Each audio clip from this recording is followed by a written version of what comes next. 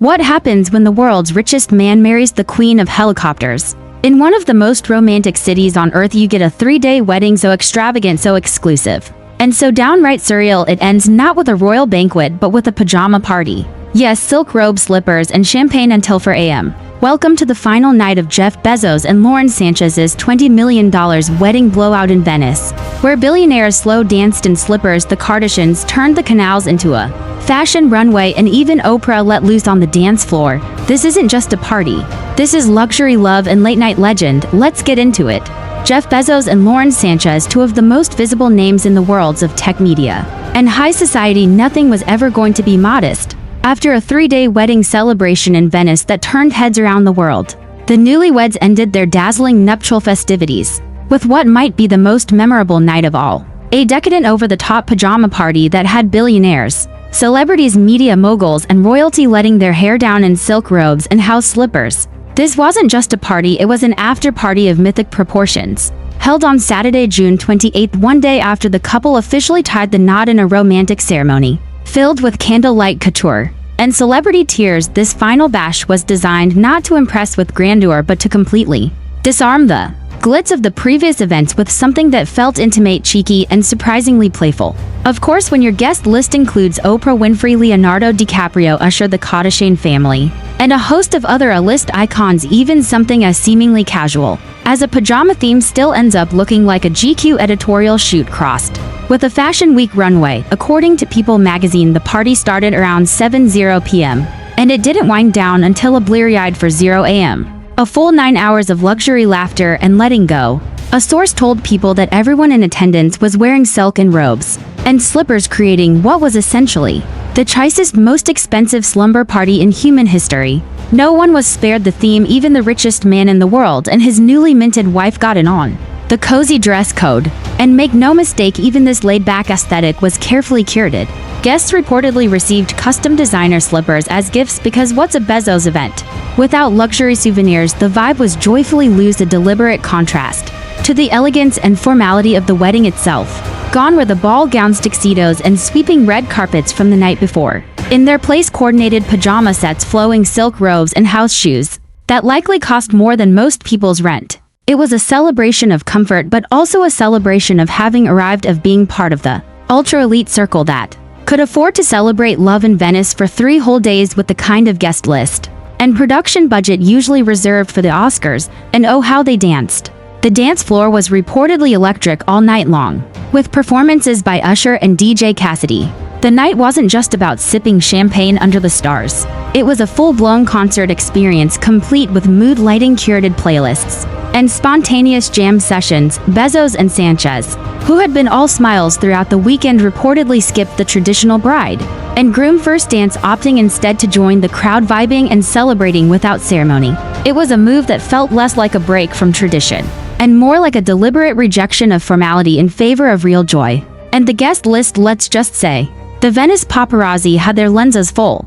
Oprah Winfrey, who had already made waves during the wedding ceremony in a dazzling formal ensemble, was spotted heading to the pajama party with a relaxed smile and a glow of satisfaction. Leonardo DiCaprio, notoriously private and rarely photographed at public events, was glimpsed boarding a water taxi looking unusually at ease. The Kardashians, never once to miss an Instagrammable moment, turned the docks of Venice into their own catwalk, showcasing their silk and feather-trimmed pajamas in full glam. Kim Kardashian even shared a few behind-the-scenes shots of her outfit on Instagram, reminding the world that no matter the theme, she was going to turn it into a fashion moment. The party wasn't just about visuals, though it was about feeling. Guests danced, laughed, and reveled in what was essentially a once-in-a-lifetime celebration.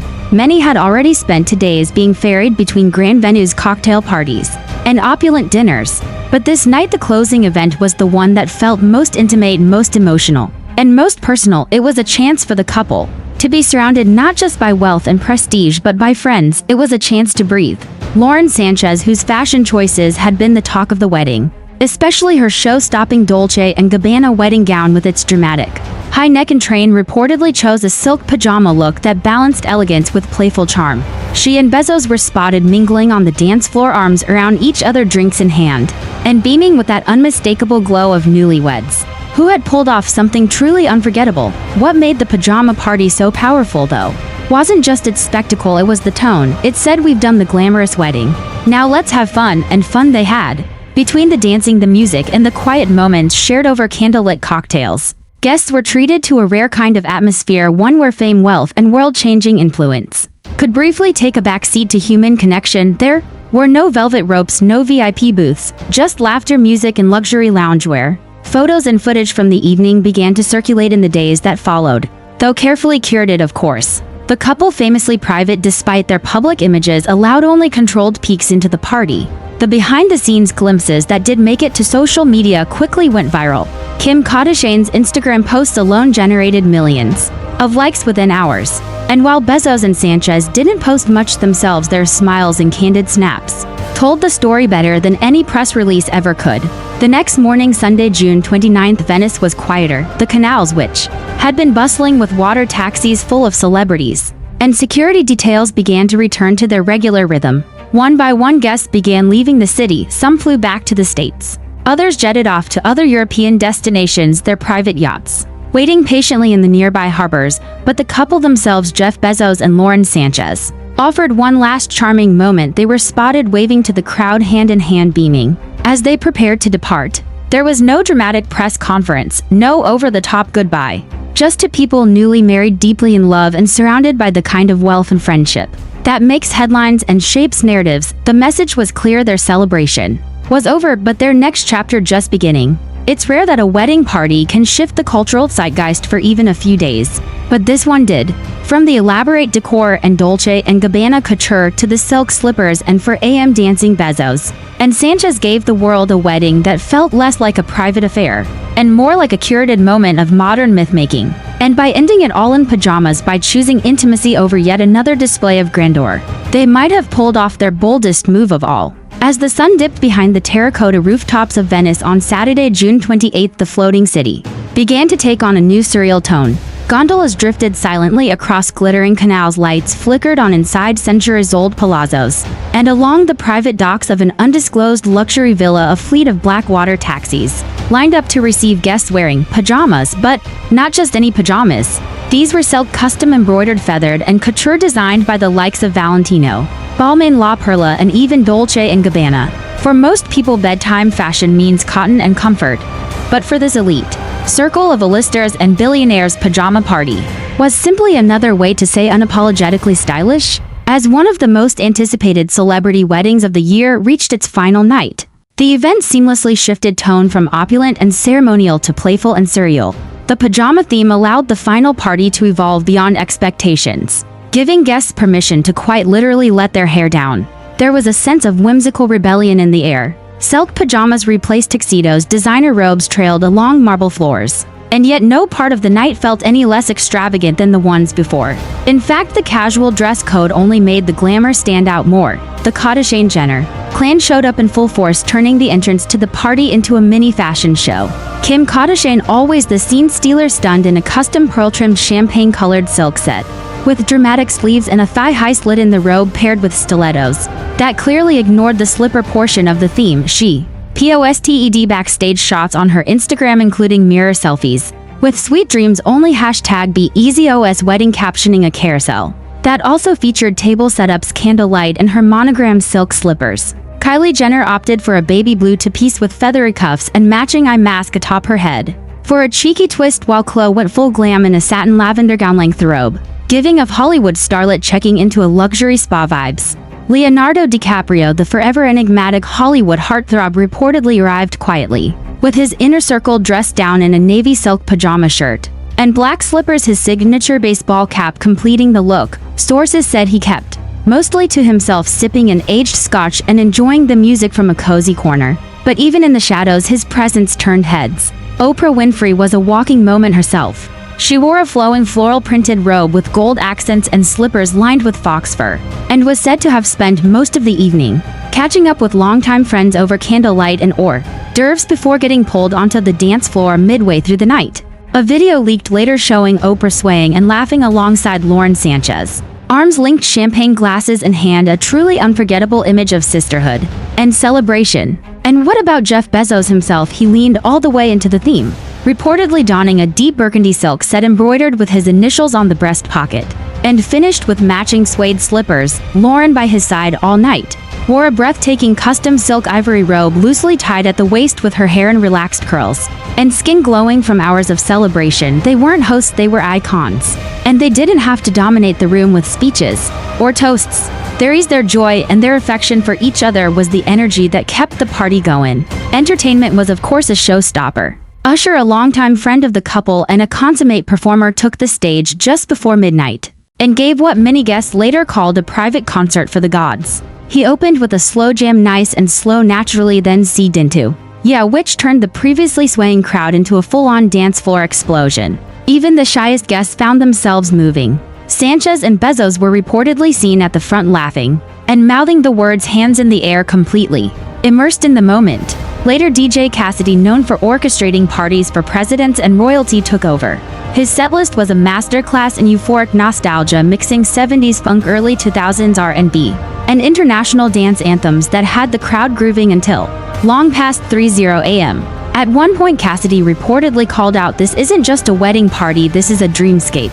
And he wasn't wrong. No expense was spared on lighting, sound design, or ambience. The dance floor was surrounded by velvet couches and vintage lanterns, while large potted palms created a jungle chic energy in contrast to the centuries-old Venetian architecture. And yes, there was a moment. Around 1:30 a.m. the music paused for a brief speech, not from the groom, not from the bride, but from Bezos' son Preston.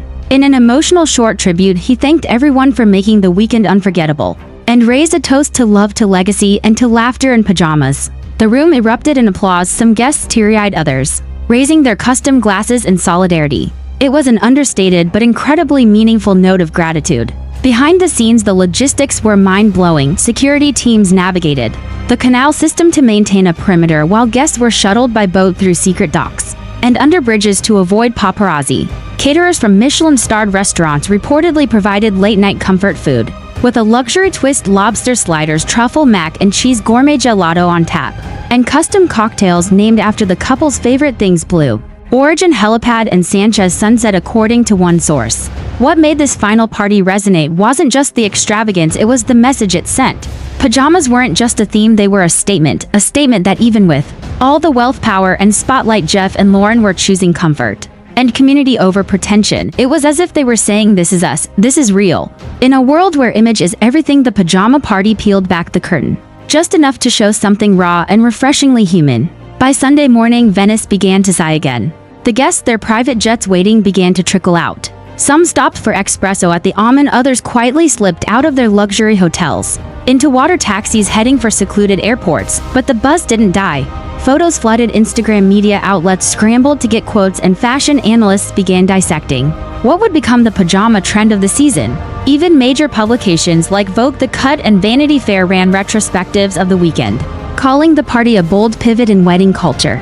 As for Bezos and Sánchez, they were spotted later that morning waving at fans from a dock, luggage in hand, sunglasses on, both wearing relaxed clothes and the unmistakable expressions of two people who had just pulled off the social event of the year. Rumors swirled that the couple was heading to their yacht, known to be the $500 million Koru, named after a Maori symbol for growth and new beginnings, for a short honeymoon cruise through the Mediterranean. One insider described the weekend like this: "It wasn't just a wedding, it was a declaration, a love letter to their friends, to themselves, to joy." The pajama party felt like the part where everyone just exhaled together, and maybe that's the ultimate takeaway. In a world that often feels too curated, too filtered, too stiff, this wedding party dared to be something softer. Yes, it was glamorous. Yes, it was full of money. But it also had heart, it had soul, and for a few hours the rich and famous were simply people dancing in their slippers, sipping champagne in pajamas, and basking in the warmth of love that for once money couldn't manufacture.